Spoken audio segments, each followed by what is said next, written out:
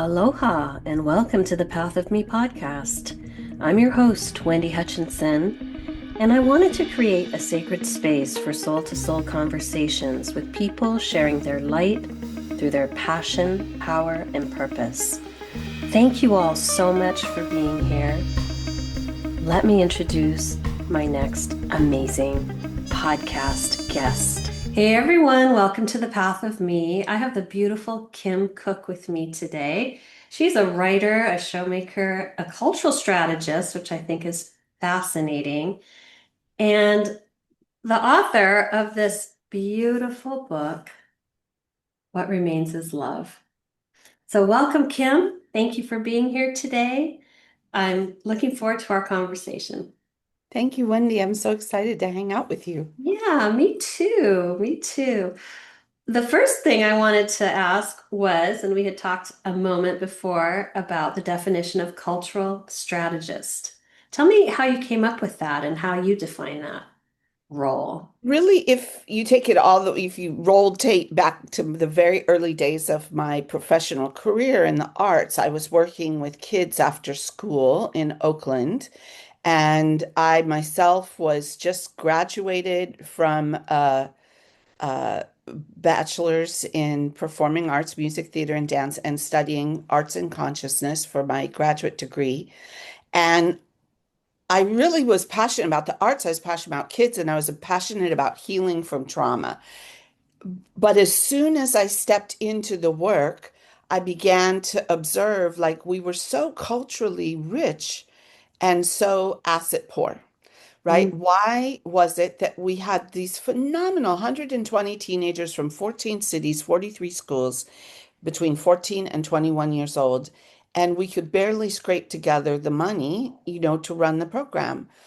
And this was the time when Malcolm Gladwell was writing The Tipping Point mhm. and, his real breakthrough book. And he talks about like corporate people, scouts going out into the grassroots community and picking up on like what's happening. And, I knew that was us. And so I really became interested in how money moved and how the whole system of culture worked. So my own personal passion for arts and kids and healing from trauma also started to take a path of curiosity and exploration related to how does capital work in the cultural sector. So when I say cultural strategist, recognizing that that could be applied in a number of directions, what I'm really talking about is a mindset that thinks about the role that culture plays in society, that thinks about how the choices that we make are social constructions, like the shape of the Yeah. buildings, the way the sidewalk is, the wayfinding for people, is it a harsh environment or a welcoming environment? That would be cultural strategy. But just as much as that could be cultural strategy, it could also be a living legacy of intergenerational traditions passed down from one to another and how we make sure those practices continue. And so throughout my career, there's been this kind of twofold path, the creative collaboration and expression of myself and my colleagues that we make work together, but also thinking about public health, education, all things and how culture serves as a toolkit for advancing civic goals. Wow, I love that. And what inspired you to start working with kids in this capacity?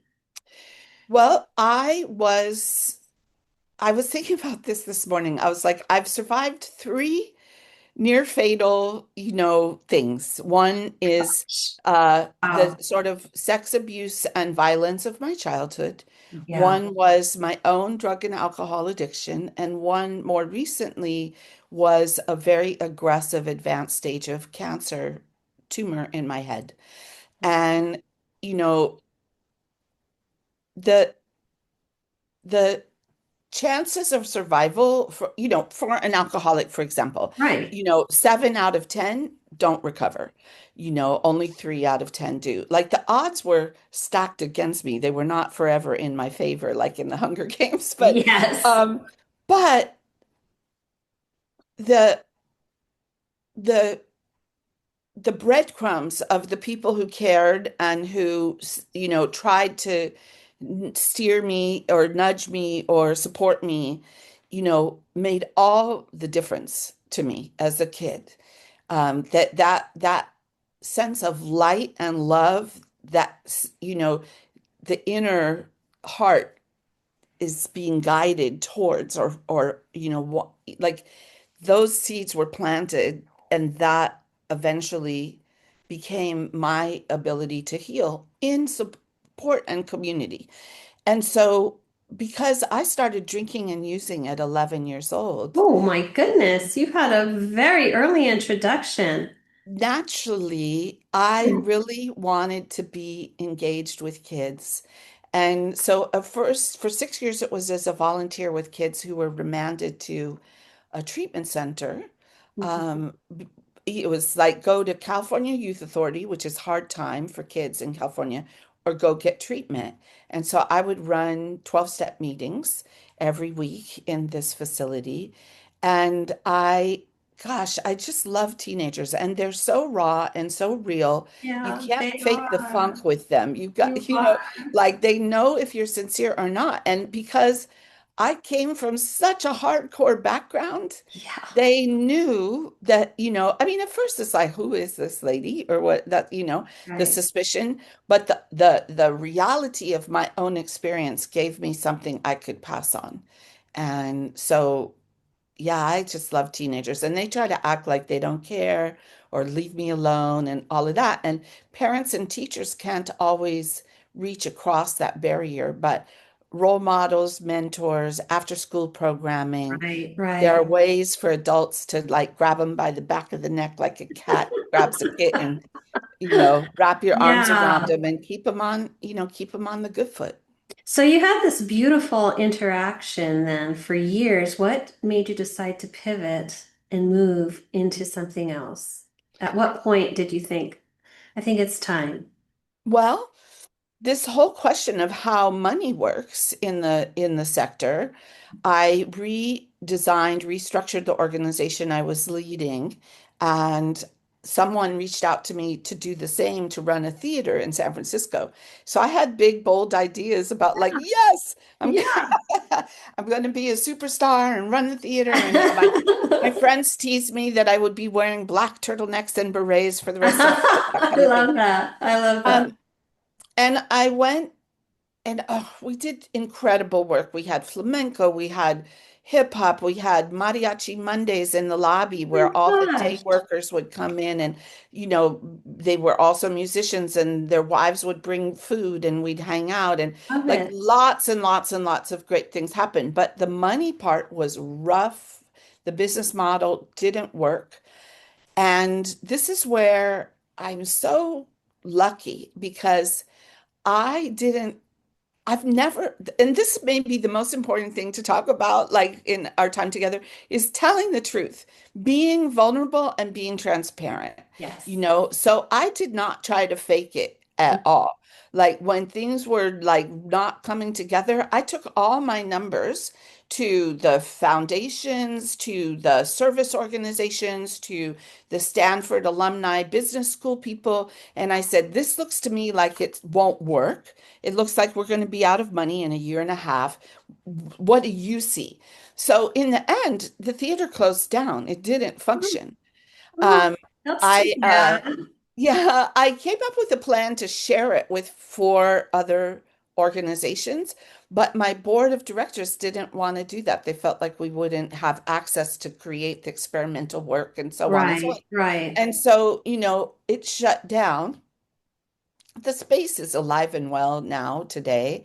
And I didn't realize it, but I had been creating a national network because I had been going around saying, this is what I think is a problem. What do you think? And so, because I didn't try to hide my shame, basically, Right, I right. didn't lose my reputation, and I gained a network of incredible mentors and leaders from the field. So, you know, as I said, my professional life has had a twofold path. And, you know, what I learned from that is some situations have factors over which I have no control. And the truth is, all situations have factors over which we have no control, Of course. Yeah. right? And Right. I learned a different sort of degree of humility. And the most important thing, as I was saying, if we were going to look for a through line, not just professional, but personal and metaphysical, it's the ability to be truthful, like Yeah. really truthful, not trying to save face and and asking people to see you. And and that means interrogating norms and asking questions and revealing the behind the scenes. And so whether we're talking about molestation or we're talking about a business model for a nonprofit, Right. it's like this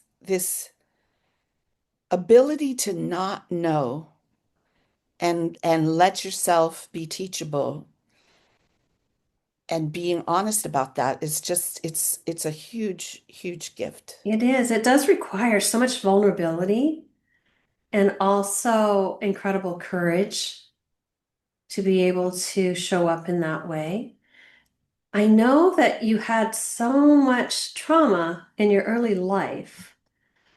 How did you navigate through that and get to this place? I mean, you have obviously done so much healing work,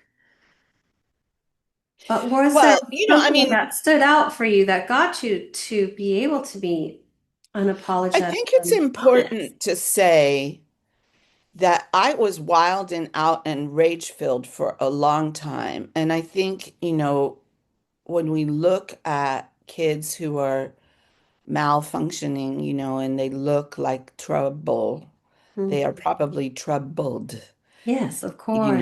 Yeah, of and course. so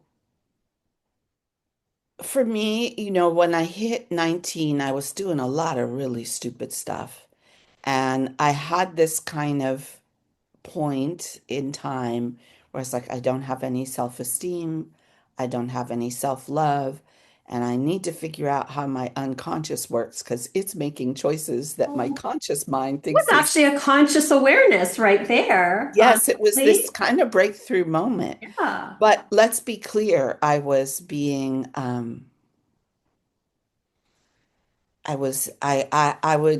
taking a lot of drugs. I was living with drug dealers. I was Right. over the next 10 years, I, I mean, I ended up a crack addict at the end, I mean, it's a so high even though, risk lifestyle for yeah, sure. and people selling guns and, Yeah. I've had a gun held to my head, all that kind of stuff. Gosh. But at the same time, between 19 and 29, um, I was like going to the Whole Life Expo. I was eating raw garlic and drinking wheatgrass juice Oh and my going God, you jogging. have this dichotomy of Yeah, I was like experience. trying to save myself and destroy Oh, myself. I was oh so wow. self-destructive, but I was Yeah. also, and this comes back to what I said about people who light little fires and plant little seeds. Yeah. It's like those lighthouses. It's like if you've had at least a little experience of that, the soul keeps yearning just to go in that direction. And then ultimately, it became clear I was chemically dependent and that any progress that I was going to make would be, it wouldn't be lasting because I was using drugs and alcohol. Sure. And then oh my gosh, a little ladybug just crawled across my table. That It seems must like have come. a good sign. I think so. It must have come in with me from picking apples this morning. Oh, I love it. I know.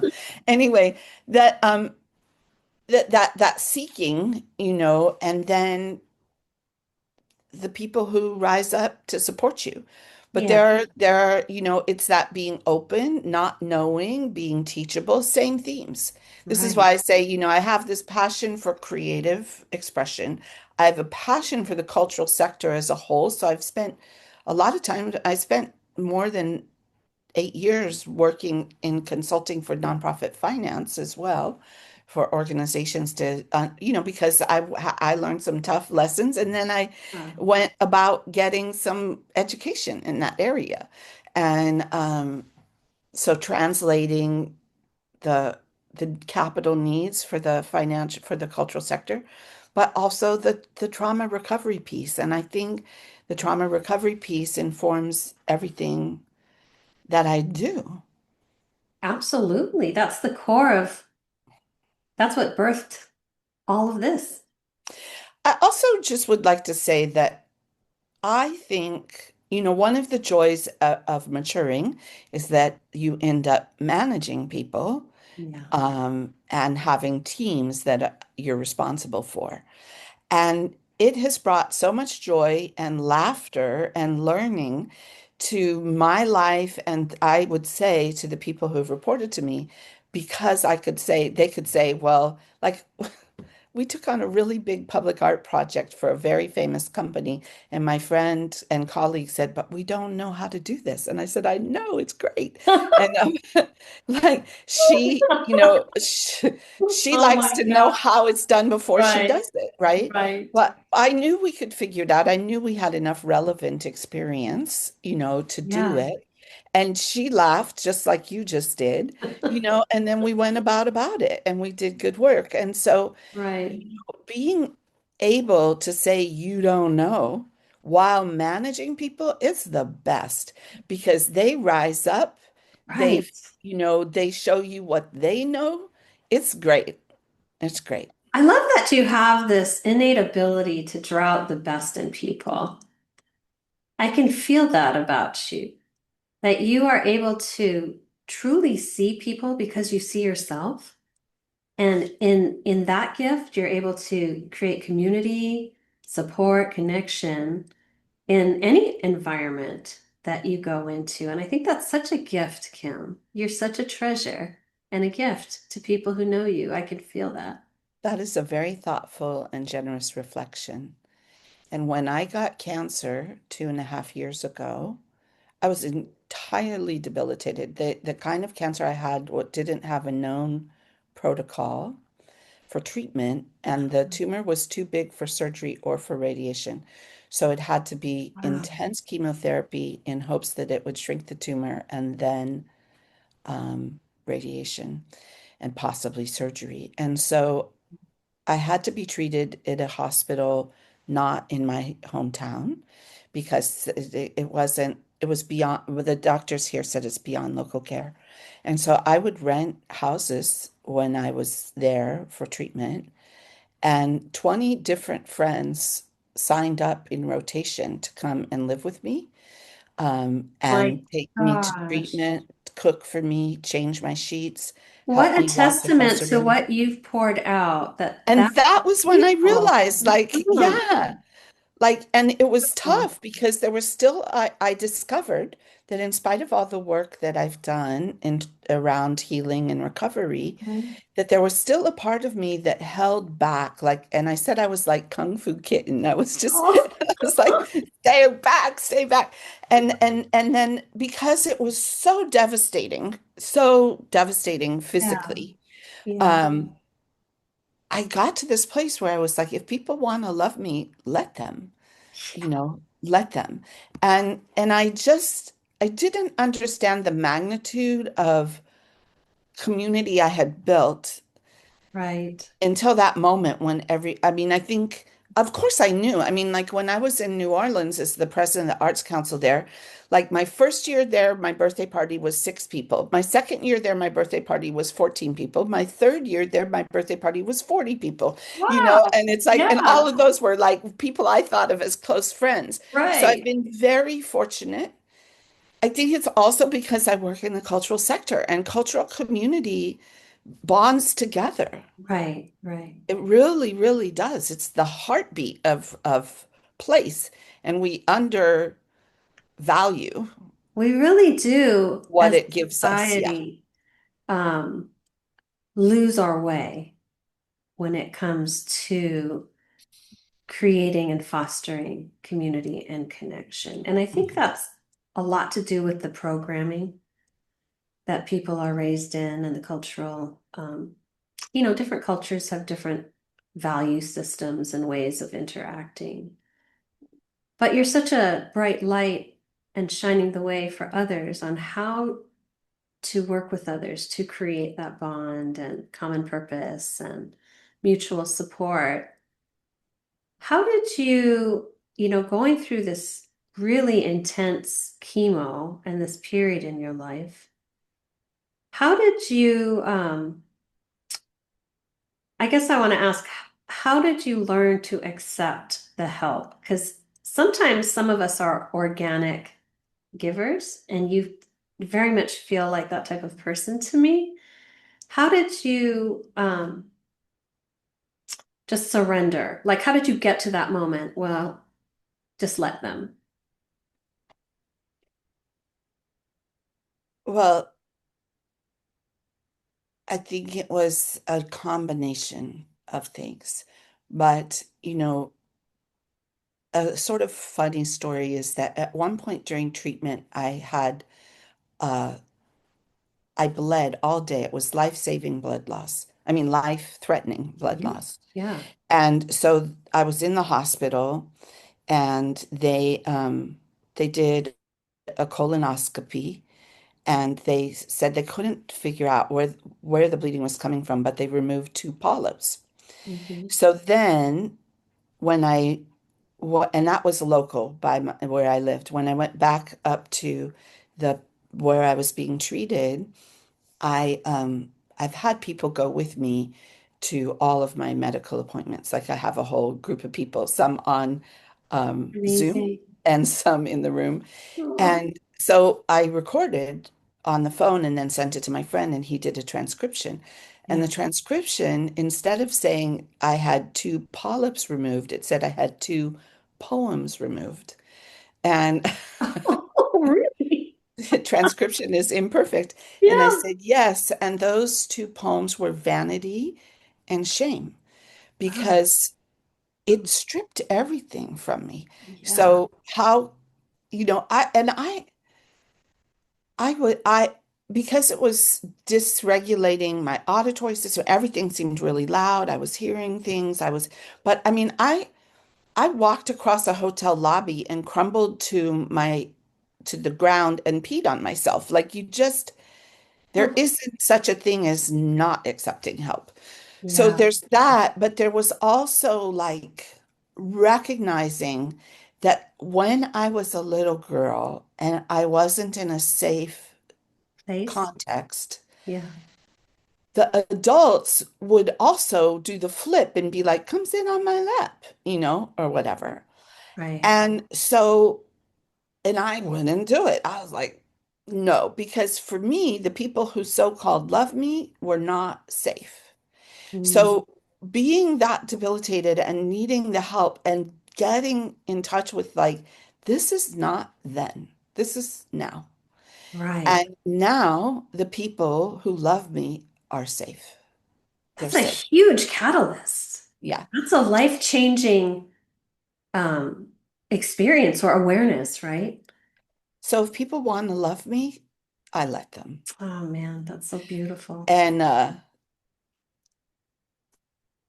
I had done a lot of work before then, Yeah. but there was Yeah. still this holdout place. Right. And I was mean.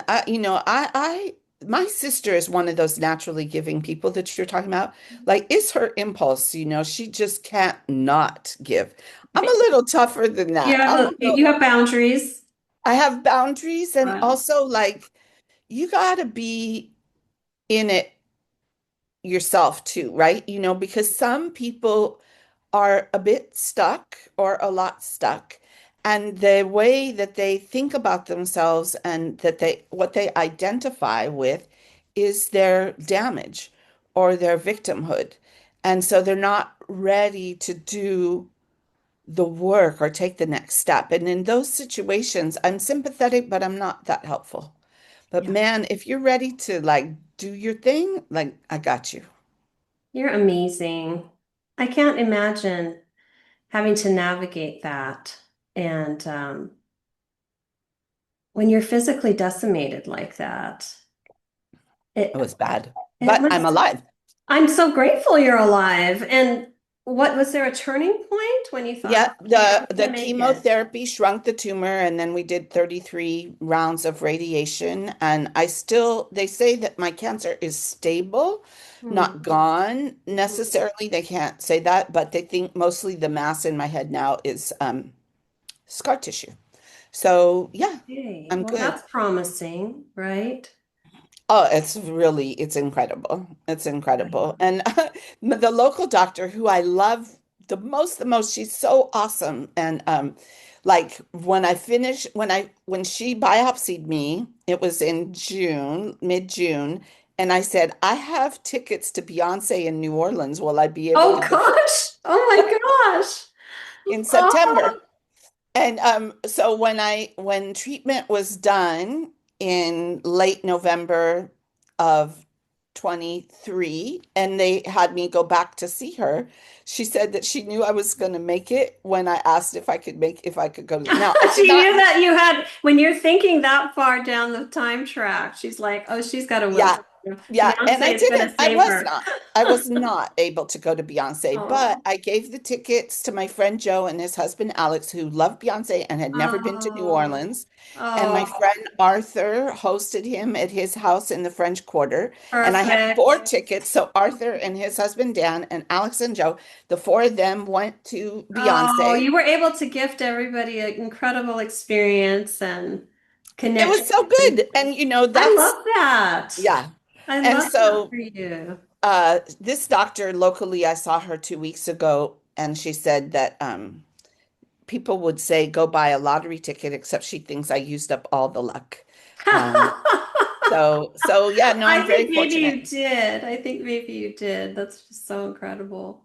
But Wendy, I want to talk a bit about my book Yes, I because, was going to go there next. I was letting you, complete that segment of the conversation. But yes, what remains is love.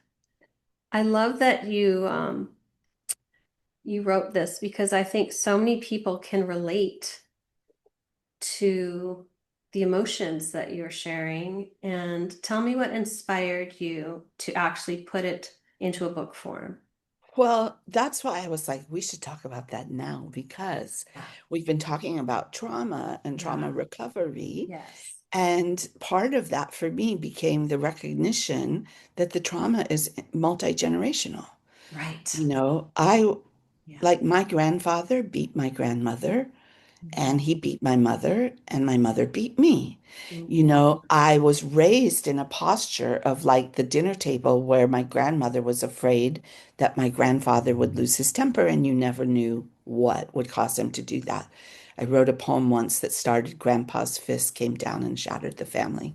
It was just such a reverberation. But at the same time, he was raised, I heard later, by what people refer to as the meanest man in town. And that meanest man Wow. in town was a Danish immigrant who came by boat, came across country, broke horses for the cable cars in San Francisco, and won money in a card game and started farming in the San Joaquin Valley in California. I'm pretty sure his life was no picnic either. So my mother died.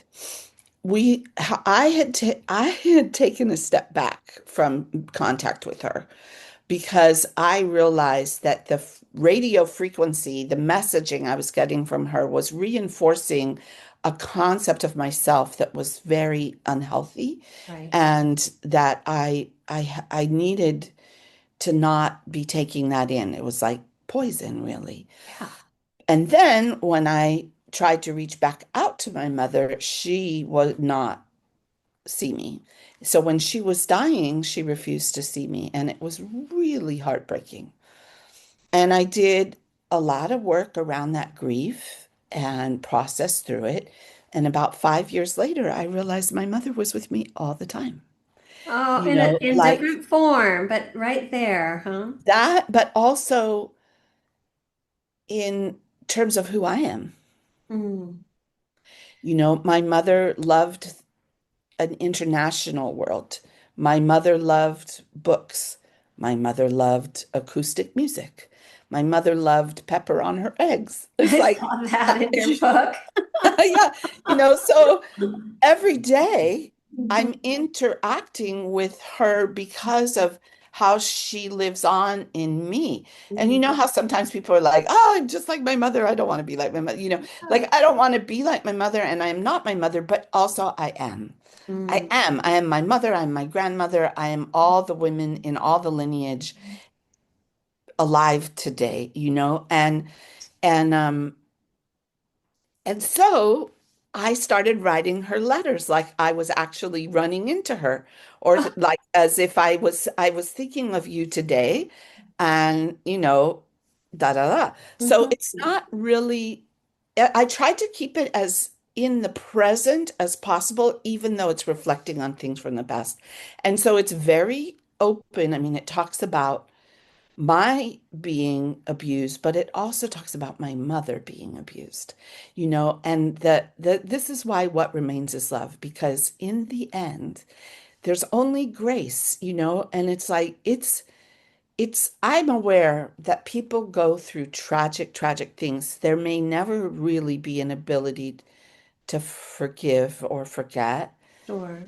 There is the possibility, in my experience, of reconciling within oneself. And, I think people get afraid if they've broken contact with family members. They're like, but what if they die? And then I didn't get a chance to, whatever, Right. reconcile, say my piece or Right. tell them that I love them. And I really found that it doesn't actually require the other person.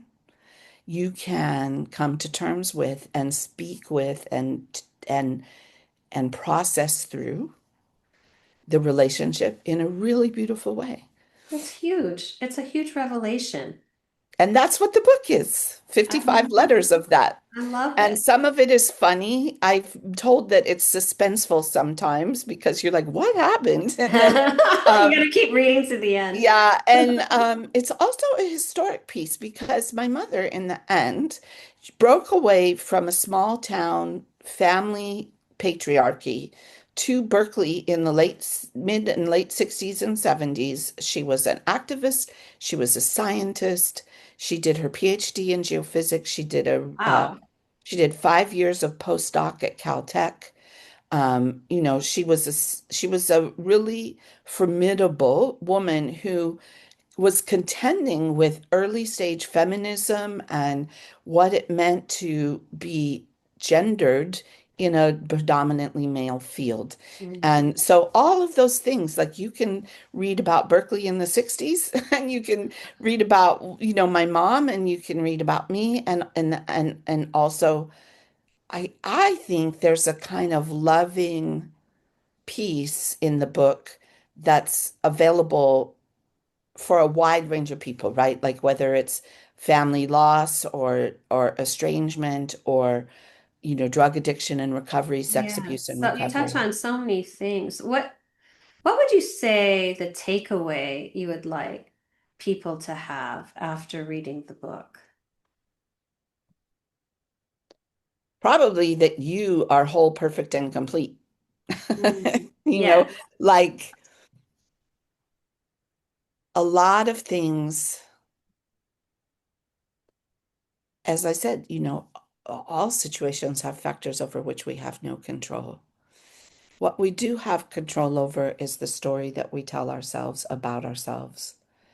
And it's profoundly important that we find the way to tell ourselves the story of our own joy, beauty, and not even purpose. I know purpose and purpose driven and that stuff is important, but, Yes. you know, um, recently I heard Trevor Noah doing an interview Great. about his relationship to time Mm. and that it's non-linear. He's talking about his ADHD diagnosis. Mm.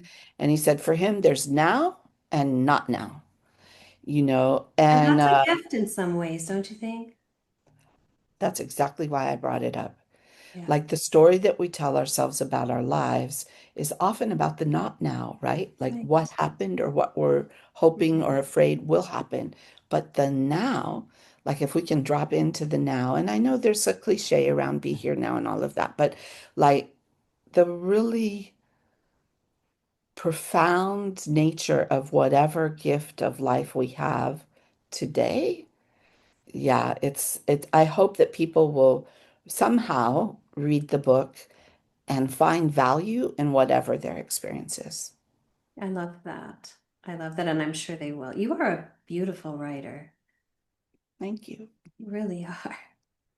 I love the writing style. And I was thinking as I was beginning to read the book, wow, I really need to pay attention to her writing style because I'm also a writer and I could learn from you and read about your story and how you structured it. And it really is a beautiful read. Thank you. So I hope people will put the link to purchase in the show notes for everyone. Anyway, tell me a little bit more as you went through all of this. So you got through the chemo, you got through recovery, and then what was your next chapter after that? This is what I'm discovering right now. Who even knows? Because it turns out it turns out that there's a lot of next aftermath after treatment. There's a whole cascade of things that one Yeah. has to contend with and damage done to the body by the treatment. But even, before I got sick, I had written What Remains is Love, but not edited or designed for publishing, and started another book called Left Foot, Right Foot, How I Got My Shit Together, basically. That's what Oh, it's called right now. I oh, don't I know love that. what I don't know. And I finished that book and gotten edits back from my editor and expect to publish that next year. And that book is like, there's like 6 pages maybe of backstory, but it's really how once I got clean and sober, I figured out how to pack a lunch and make the bed, and how to Huge. Yeah. function Yeah. in something like normal society. And so, trying not to have sex on the conference room table, things, Just basic, basic etiquette basic things. ideas. Yeah. So, so I'll bring that out. And then I started writing with some friends a piece I call Heresy. We don't have funding, so I don't know if it'll happen, but it's Heresy, Wise Women, Witches, Goddesses, the remix version.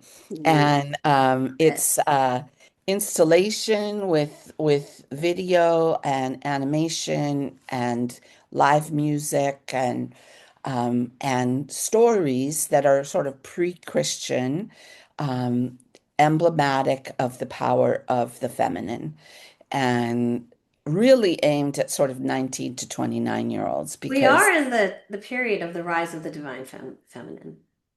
So this well, is perfectly timed, I feel. I think it has a life. And, I've written some grant proposals that were denied, but there's no clock on it, really. And then I love circus. Yes, I you mean, I've mentioned made a that. study of circus. I'm a multidisciplinary artist. I've worked on stage, music, dance, writing. I've created festivals. Yeah, don't you did Burning Man with Yeah, I've worked for for Burning Man for how 10 long? years. I 10 just years. decided to step down because it's a beautiful world, but I want to venture further Sure, on. Yeah. sure. And 10 years is a long time. Yeah. But circus is a passion for me. It's interdisciplinary. It has a history and tradition and a lot of it, and different depending on the country, from China to Mexico to France, but it's versatile, and it's really highly creative. It's a hybrid form. The other form I really have spent a lot of time engaged with, besides Cuban dance and music, is hip hop. And Really? yeah, and hip hop. is also a very hybrid form, right? It takes into itself and reforms and also has a discipline with the five elements. But it has a very specific legacy in the Bronx and the West Coast, and also, grounded in African American and Puerto Rican culture, which is cool, it's awesome. But circus doesn't really have that genesis where it belongs to one group or another. So it can be all the more egalitarian in that way Mhm. and not raise issues of cultural appropriation so directly. And it's poetic. I mean, circus, there's as I think when we talked the other day, I told you like France has 400 circus companies. Like, the Baltic Sea, Scandinavian area, like there's circus proliferating, and it has nothing to do with animals and, you Yeah. know, and even juggling, which is more now referred to as object manipulation. It's like gone in the wildest of directions.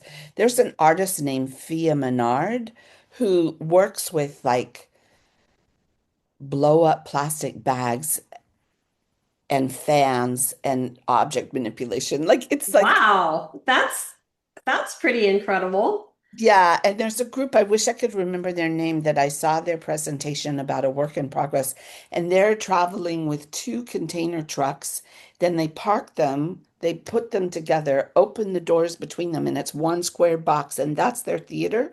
And they're actually working with balls, but they're bouncing the balls off of all four Oh walls, my like this kind gosh. of ricochet boomerang kind of thing. I've seen work, one called Henrik and Louisa in Sweden, that was a couple who have been acrobats together forever. And their show was all about warming up for the show and clips of themselves over time from when they were really young to now. Oh, And you wow. see what they have to put their bodies through Yeah. just to be ready for stage. And Wow. the end of the show is the ta-da entrance on the stage. So the Man. poetics of that can be explored, and I could go on and on and on because I've seen hundreds and hundreds of shows now. Yeah. Like I really, really love circus. So I would like to spend some time seeing work and maybe embedding myself with one or more Yeah. companies. Sounds like it I- inspires you. It does. It really does. But we'll see. At some point I need to figure out household income. Yeah, that So, little detail. But right now, right here, right now, if we're in the right here, right now, I think you have a good plan to go spend some time and explore it a little further. You're going to Sweden, right? yeah. And Sweden? I really want to share about my book Yeah. because there's getting it written, and then there's turning it into an actual manuscript that can be published, and then there's letting people know that it exists. If I suppose any author thinks their material is great, but I actually really think that my material has something to offer I people, and I agree. want people to know about it. I agree. Where So, can they purchase your book? the easiest is Amazon, Yeah. but any bookstore, you can ask for my book and they can order it for you. Oh, that's wonderful. Hmm. What year did you publish it? Just a year ago, exactly. Oh, wow. Yeah. That's perfect. And you've already got your second one in the works, so that's pretty amazing as well. I feel like you have a lot of books in you. Yes, the next one is called Crackers in My Cleavage, Surviving Cancer. I love the title. That's Thank you. amazing. Yeah, because there was a lot of like the first section in the book is called, on your mark, get set, go. Get your shit together. You have cancer because it goes Oh fast. Like my gosh. you How know, long were you with that did that entire process take from diagnosis to getting you into 6 months, to through treatment and everything? It was six six months, months yeah, of your six life months. But I would say for sure the first year after was still a lot of work. post follow-up care and maintenance and Hmm. scans and things like that. What did you Yeah. learn about yourself through that experience? I learned about myself that I was wrong about what I thought it would be like after cancer. Oh. I mean, I got when I was like, I want to live, I want my life back. Like people say they get changed by cancer. That's a cliche. I just, I don't need cancer to wake me up. I Oh was like, boy. cancer changed me. I And don't of even course, fully know how yet. of course. Yes. Yes, I can So imagine. sometimes I don't know what I'm talking about.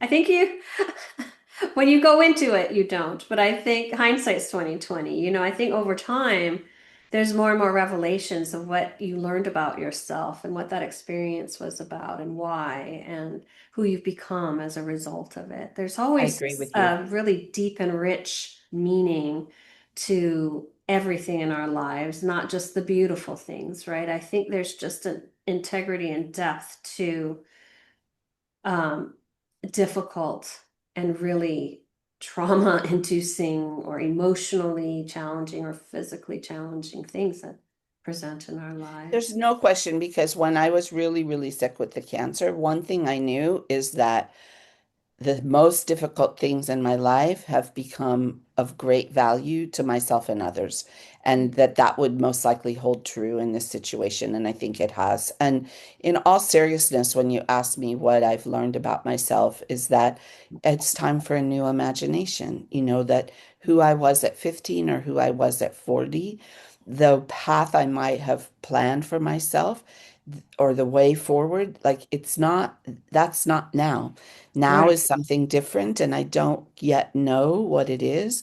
And I'm resisting the temptation to try to make other people feel comfortable by telling them that I know what I'm doing I because think you are giving them a roadmap. And I feel like this book is a roadmap and gives people permission to talk about maybe some of the things that are difficult that they've kind of held close to the heart because of shame or um, vulnerability, that the inability to be vulnerable. But when you are able to share everything openly, but with beauty and grace, I would say, with an open heart, not with judgment, that is something. And I when I started to read the book, I could feel this incredible gentleness about it, even though I think I talking share my about some hard treasures, not my things. baggage. Yeah, that's a beautiful way I'm to not put I'm it. not working out my mess on the reader. No, but you are sharing your reflections and healing, Yes. which is so important because sometimes people really need a roadmap or a touchstone or something that they can hold on to and say, oh, Hmm. this worked for her. This might possibly work for me, or get them to think that there might be a means for them to come to healing with someone who's passed or come to healing with their past, And right? books have certainly played that role for me. I mean, Shakti Yeah. Gawain and, the women who wrote The Courage to Heal and, Right. Wayne Dyer. Like these are old heads now, Yeah. but Yeah. But um, still relevant. I mean, the mhm. messages are still relevant, I find. Yeah. And so books, I love books. I love that for you. So I always ask my guests what they would love to share for people who are going through really challenging times. I know you've had your fair share, and I wondered if there was one thing or maybe two things that really were a constant in helping you to navigate your life and create this beautiful life from humble Mhm. beginnings. Thank you for that prompt. One is who am I to say in a way, right? But I think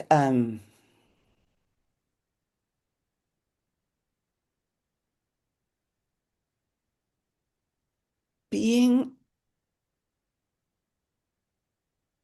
uh, many people are people of faith, right? They have some form of faith practice. And Right. I certainly have always felt like I've been in touch with the grace and the poetry of life, certainly as a mature adult. But when I was really, really ill, I couldn't access that part of myself. And I was like, well, wait a second. I thought I was like all connected and spiritual, and I Right. don't feel it at all. Like, Right. where is the grace and the Yeah. poetry? But I found a Reiki master who gave me, Reiki healing. I have a friend in Texas who's a Sunday school teacher, and she would pray for me. Oh, I have an Irish phenomenal artist person who I asked her to send me playlists of music that would be I sort love of that idea. uplifting, I love that. so Yeah. that if you're in a dark place and you feel like you cannot access whatever that dimension of light is for you, reach out to other people in their form. They don't have to agree or use I'm not going to be a Sunday school teacher, but I can tell you that my friends' prayers, I could feel them. I Yes. could feel them. I love And the Reiki work helped me stabilize when I was falling off a cliff. it. So don't be alarmed if you can't access it yourself. And then I will say that about a year after my diagnosis, I went to visit my friend in Charleston, and her sister does Akashic readings. Oh, did you have one?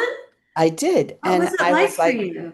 oh, well, it's a whole nother podcast probably, but Yeah. Well, I hope um, you come back. she was really Share that. remarkable. And I went into this kind of trance place and I was crying and I was like, where were you? And they said we were with all those who were around you, these guides. And Mhm. so this it's really hard to let people in, this idea of if people want to love you, let them. My sister was hovering around and it Right. was too much for me, you know. And one point I made her cry because I said something mean to her about like, I was like, if you're like this with men, then you're probably chasing Oh, them away. oh no. That was terrible. Oh, But, she went out in her car and cried and came back, bless her. And, I really, it can be really hard to let people see you in a state of just complete inability to function. And then at some point, you put on fresh underwear and you keep going. you put your lipstick on and your undies and you're good to go. You're Yeah, ready to face the yeah. future, which I love. Kim, you are such a beauty and your light is so bright. Thank you. Thank you for being here with You're us very today. welcome. I just want to show the book one more time. What Remains is Love, you guys. Check it out. Get it on Amazon or order it at a local bookstore. And there's photos all the way through I too. love that part too. I love that you included these photos in your book. It was really beautifully done. So, Thank you. congratulations on getting Thank that you. beautiful piece of work out. To my audience, thank you for joining us. I apologize for my little video issue. I will get that resolved ASAP. I hope you have a beautiful day. Don't forget to love yourselves, and I'll talk to y'all next time. We'll see you later. Bye.